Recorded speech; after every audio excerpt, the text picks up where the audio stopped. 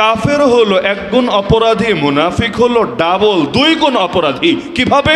কাফেরের অপরাধ হলো জাস্ট সে কুফরি করেছে, আর মুনাফিকের অপরাধ হলো একদিকে কুফরি করেছে আবার তার উপর ইসলামের লেভেল লাগিয়েছে।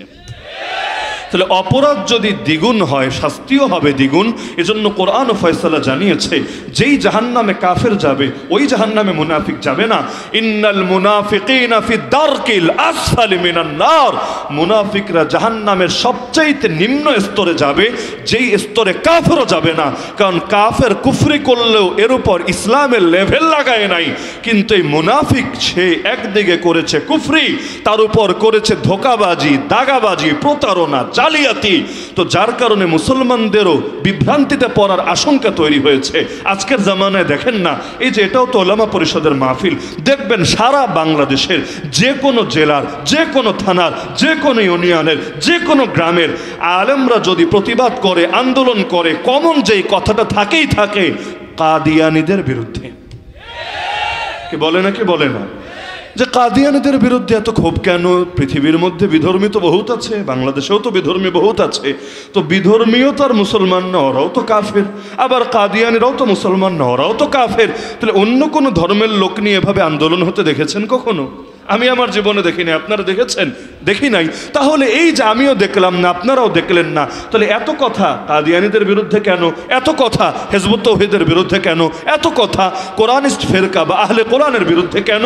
তার মানে কারণ তো কোনো একটা অবশ্যই আছে। সেই কারণেই হলো এদের মধ্যে ডাবল অপরাধ পাওয়া গিয়েছে। একদিকে করেছে কুফরি, তার উপর লেভেল লাগিয়েছে ইসলামের।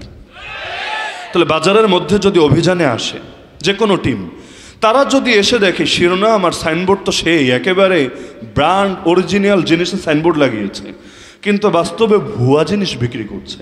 মনে করেন ডাব শ্যাম্পু, ডাব সাবান, এটা সাইনবোর্ড লাগিয়েছে অরিজিনাল পণ্য, কিন্তু বাস্তবে একটা অরিজিনাল না, সব হলো মেড ইন জিঞ্জিরা। ওই নকল প্রোডাক্ট, 2 নম্বর প্রোডাক্ট কোনো এক জায়গা থেকে বানায়, ব্যাস এনে সে অল্প তার খরচ হয় আর বাকি পুরোটাই তার লাভ থেকে যায়। এই সমস্ত ধান্দাবাজির জন্য সেল করে, এমন হয় না কি হয় না? তো এখন যেই দোকানে অরিজিনাল প্রোডাক্ট বিক্রি করে তার বিরুদ্ধে তো আর অ্যাকশনে যাবে না, কিন্তু যেই জায়গায় এরকম লেভেল লাগাবে ভালো কিন্তু জিনিস বিক্রি করবে ডুপ্লিকেট 2 নাম্বার, তার বিরুদ্ধে তো অবশ্যই অ্যাকশনে যাবে। এটাই যুক্তির কথা, এটাই নীতির কথা। তো মুনাফিক তো রাসূলের জামানায় ছিল, এরাও কাফের ছিল। আবু জাহাল যেমন কাফের, আব্দুল্লাহ বিন উবাই ইবনে সালুলরাও কাফের। আবু জাহালরা ইসলামের যে ক্ষতি করেছে, আব্দুল্লাহ বিন উবাই ইবনে সালুলরা মোটেও কম ক্ষতি করে নাই, এর চাইতে আরো বেশি ক্ষতি করেছে। যেমন আম্মা জান আয়েশা রাদিয়াল্লাহু আনহা শানে যে অপবাদ দিয়েছে, এই বিভিন্ন সময়ে তারা যে মুসলমানদের মধ্যে ফাটল তৈরি করেছে, এমনকি জিহাদের ময়দানেও যে মুসলমানদের মনোবল ভাঙতে চেয়েছে, এমনকি আল্লাহর রাসূলকে গুপ্ত হত্যা করার জন্য কাফেরদের সাথে হাত মিলিয়েছে। কারণ রাজাকার যদি না থাকে বহিঃশত্রু এসে সহজে সুবিধা করতে পারে না।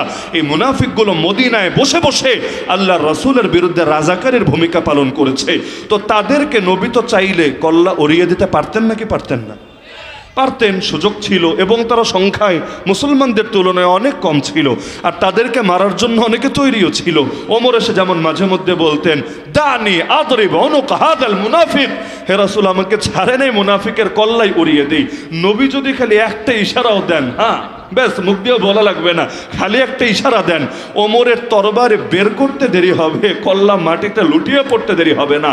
তাহলে এত সুযোগ থাকার পরও আল্লাহ রাসূল তাদের বিরুদ্ধে অ্যাকশনে গেলেন না কেন? কারণ এখানে অ্যাকশনে যাওয়া যাবে, লড়াই করা যাবে, যুদ্ধ করা যাবে, কিন্তু জিহাদের মূল লক্ষ্য যেটা জমিনে ইসলাম জিন্দা করা আর ফিতনা নির্মূল করা, সেই পথ কিছুটা বাধাগ্রস্ত হবে। কারণ মানুষ ইসলাম ফোবিয়া ছড়িয়ে দেবে দুনিয়ার মধ্যে।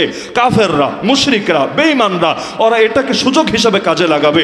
ওরা বলবে, দেখেছো, আরে কোন নবীর উপর ঈমান আনবা যেই নবীর কাছে তার সঙ্গীরাই নিরাপদ না, যেই নবীর কাছে তার সাহাবীরাই নিরাপদ না? আরে মুসলমান হবা, একটু পান থেকে চুন খসলে, 19 থেকে 20 হলে তোমার কল্লা যে উড়িয়ে দেবেন এর কি গ্যারান্টি আছে? কারণ মুনাফিক যে মুনাফিক এটা নবী তো বুঝছে, মুসলমানরা তো বুঝছে, কিন্তু কপালে তো আর লেখা নাই যে সে মুনাফিক। কাফেররা তো আর বুঝছে না, আর ওরা তো ইসলামের অভ্যন্তরীণ এত সূক্ষ্ম ব্যাপারগুলো জানেও না, আইডিয়াও রাখে না। তো যার কারণে দেখা যাবে লড়াই তো ঠিকই হবে, কিন্তু ফসল লাগালেও দিন শেষে ফসল আর ঘরে তোলা যাবে না।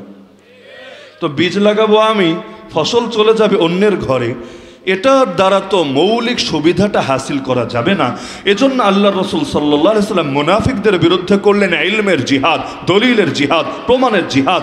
আল্লাহ নবী তাদের মুখোশগুলো খুলে দিলেন, তাদের আলামত কি হতে পারে, গুণ কি হতে পারে, সব সবিস্তারে জানিয়ে দিলেন। হ্যাঁ, আল্লাহ রসুলের জন্য জানা বলবেন সহজ ছিল, কারণ তার উপর ওহী নাজিল হতো। আমরা জানবো কিভাবে? আমাদের উপর তো আর ওহী নাজিল হয় না। হ্যাঁ, আমাদের উপর ওহী নাজিল হয় না, এটা সত্য।